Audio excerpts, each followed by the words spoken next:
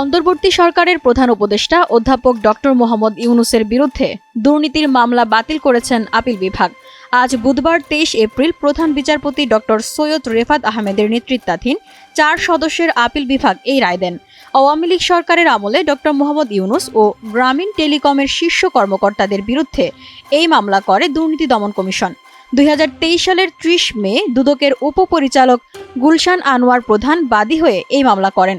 পরবর্তীতে গত বছরের ৮ জুলাই অভিযোগ গঠনের আদেশ নিয়ে প্রশ্ন তুলে মামলাটির কার্যক্রম বাতিল চেয়ে হাইকোর্টে আবেদন করেন ডক্টর ইউনূস ও গ্রামীণ টেলিকমের তৎকালীন শীর্ষ ৬ কর্মকর্তা। তবে আবেদনের শুনানি শেষে গত ২৪ জুলাই হাইকোর্ট আবেদনটি খারিজ করে আদেশ দেন। পরবর্তীতে হাইকোর্টের এই আদেশের বিরুদ্ধে আপিল বিভাগে লিভ টু আপিল করেন ডক্টর মোহাম্মদ ইউনূস ও গ্রামীণ টেলিকমের শীর্ষ কর্মকর্তারা। তবে এর মধ্যেই রাষ্ট্র বা দুদকের পক্ষে পিপি মামলাটি প্রত্যাহার চেয়ে আবেদন করেন। গত ১১ই আগস্ট সেই আবেদন মঞ্জুর করেন ঢাকার বিশেষ জজ আদালত ৪ এর বিচারক। অন্যদিকে লিভ টু আপিল মঞ্জুর করে গত বছরের ২১ অক্টোবর আপিল বিভাগ এ আদেশ দেন। সে অনুযায়ী আপিল শুনানি শেষে আজ বুধবার রায়ের দিন ধার্য করেছিলেন আপিল বিভাগ। ডক্টর মোহাম্মদ ইউনূসের বিরুদ্ধে সহ গ্রামীণ টেলিকমের এমডি সহ ৮ জনের বিরুদ্ধে একটি মামলা দায়ের করে দুদক।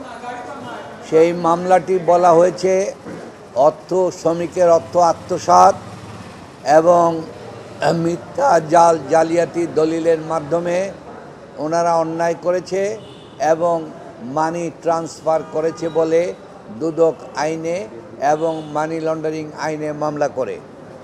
এই মামলাটি তারা দেখিয়েছিল যে ডক্টর মোহাম্মদ ইউনূস বলে ওনার নেতৃত্বে ওনার নির্দেশে গ্রামীণ টেলিকম শ্রমিক কর্মচারীদের WPPF টাকা প্রদান করে নাই। এই কথা বলে লেবার কোর্টে মামলা করে শ্রমিকরা ইন্ডিভিজুয়াল মামলা করে হাইকোর্টে এসে কোম্পানি কোর্টে একটি মামলা দায়ের করে যে গ্রামীণ টেলিকমকে যেন আপনার অবসান করে লিকুইডিটর দিয়ে যেন সরকার এই কোম্পানিটা ডক্টর মোহাম্মদ ইউনূস সাহেবের এই গড়া কোম্পানিটাকে সরকার যেন গ্রহণ করতে পারে। এই ৭৩৭ কোটি আদায় করার পর সমস্ত একটা জাল, চক্রান্তের জাল।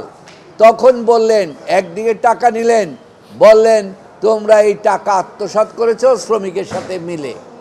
এই কথা বলে ২৬ কোটি টাকা তোমরা আত্মসাৎ করেছো বলে ডক্টর ইউনূসকে প্রধান আসামি করে এই মামলা দায়ের করা হয়। এই মামলাগুলি কোনোটাই সঠিক ছিল না। তারা রিটায়ার করে গেছে, কেউ ১৭ বছর আগে, কেউ ২০ বছর আগে। তাদেরকে বিগত সরকার ধরে এনে তাদেরকে দিয়ে মামলা করিয়েছিল, যে মামলার কোনো ভিত্তি নাই, তাদের কোনো দাবি দেওয়া নাই। সমস্ত দাবি দেওয়া গ্রামীণ টেলিকম এবং গ্রামীণ কল্যাণ এটা পরিশোধ করেছে। সত্যের বিজয় হলো। আমরা হাইকোর্টে আসছিলাম, ভাবলাম যে এই কোয়াশমেন্টটা হাইকোর্টে শেষ হয়ে যাবে, কিন্তু হাইকোর্ট তখন এমন একটা রায় দিলেন, উনি ৫৪ পৃষ্ঠা রায় দিয়েছেন, অথচ এত কঠিন মামলাটা ছিল না। আমরা যতটুকু আইন জানি বা বুঝি যে এই মামলাটা কোনোভাবেই চলে না, কিন্তু তারপরও এটা অনেকটা লেংদি করছে ওনারা করে ওনাদের মতো করে ওনারা রায় দিচ্ছে। এখন আমরা আপিল ডিভিশনে আসছি, আমরা আপিলটা অ্যাকসেপ্ট হয়েছে, শুনানি হলো।